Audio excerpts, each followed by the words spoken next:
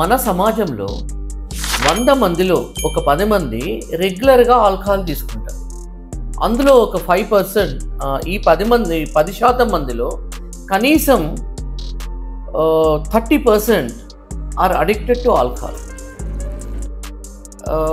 Alcohol అన్నది ఇప్పుడు మన సమాజంలో ఏమనుకుంటారంటే, ఆల్కహాల్ తీసుకున్నాడు అంటే అతనికి బాగా స్ట్రెస్ ఉందనో, కొంచెం రిలీఫ్ కోసం తీసుకుంటాడనో, లేక సరదాగా జల్సా కోసం తీసుకుంటాడనో అనుకుంటారు.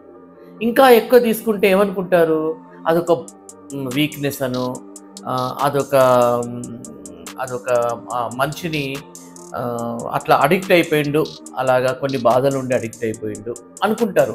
అంటే సొసైటీలో ఆల్కహాల్ తీసుకోవడం అన్నది ఒక సాంఘికంగా యాక్సెప్టబుల్ అయిపోయింది. సో యాక్సెప్టబుల్ అయిన దీన్ని ఇది ఒక జబ్బు అని జనాలకు చెప్పడానికి మాకు చాలా కష్టమవుతుంది. ఇప్పుడు మా దగ్గరకు వచ్చే వాళ్ళందరూ చాలా కాంప్లికేట్ అయిపోయి, నరాలు దెబ్బతిని, బ్రెయిన్ దెబ్బతిని, లివర్ దెబ్బతిని, గుండె వాసిపోయి, అల్సర్స్ వచ్చేసి వస్తుంటారు. సో వాళ్ళకి ఆల్కహాలిజం, వాళ్ళు ఎంతోమంది డాక్టర్స్ దగ్గరికి, గ్యాస్ట్రోఎంటరాలజిస్ట్, న్యూరాలజిస్ట్, ఫిజిషియన్ అందరి దగ్గరికి వెళ్ళి మా దగ్గరికి వస్తారు. మేము ఏం చెప్తామంటే, మీరు ఏమన్నా ట్రీట్మెంట్ తీసుకోండి, ఓకే, ఉన్న వ్యాధికి తీసుకోండి, కానీ ఆల్కహాల్ మానితే కానీ ఇవి తగ్గవు.